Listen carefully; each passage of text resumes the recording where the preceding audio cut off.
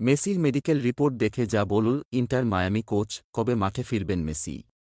ক্যারিয়ারের সায়াহ্নে এসে লিওনেল মেসিকে প্রতিনিয়ত লড়াই করতে হচ্ছে ইনজুরির সঙ্গে।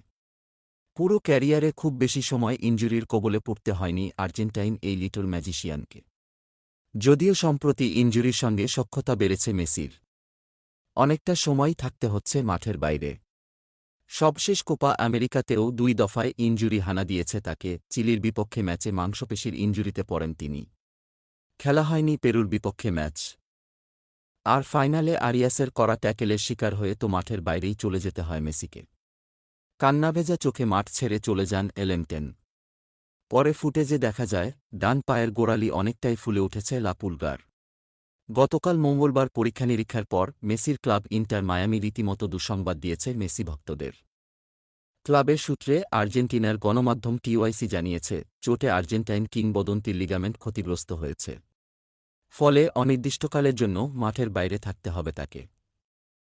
মায়ামির বিবৃতিতে বলা হয়, মেডিকেল পরীক্ষার পর এটা নিশ্চিত হওয়া গেছে, লিওনেল মেসি ডান অ্যাঙ্কেলে লিগামেন্টে চোট পেয়েছেন।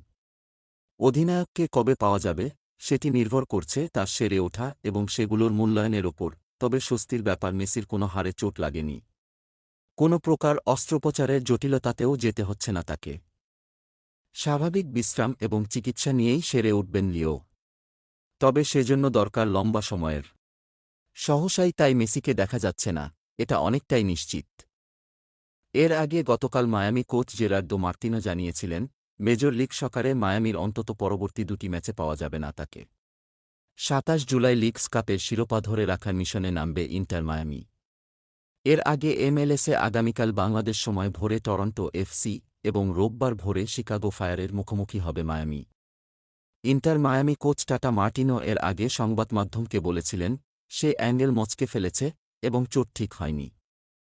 তাই পরীক্ষা-নিরীক্ষা এবং তার ফল পেতে অপেক্ষা করতে হবে। পরিস্থিতির মাত্রা বুঝতে বিভিন্ন পরীক্ষা করা হবে। ইনস্টাগ্রামে দেওয়া এক পোস্টে মেসি অবশ্য আশাবাদ ব্যক্ত করেছেন দ্রুত ফিরে আসার। কোপা আমেরিকা শেষ। প্রথমেই আমি আমাকে দেওয়া বার্তা আর অভিনন্দনের জন্য সবাইকে ধন্যবাদ জানাতে চাই। এখন আমি ঠিক আছি। ঈশ্বরকে ধন্যবাদ।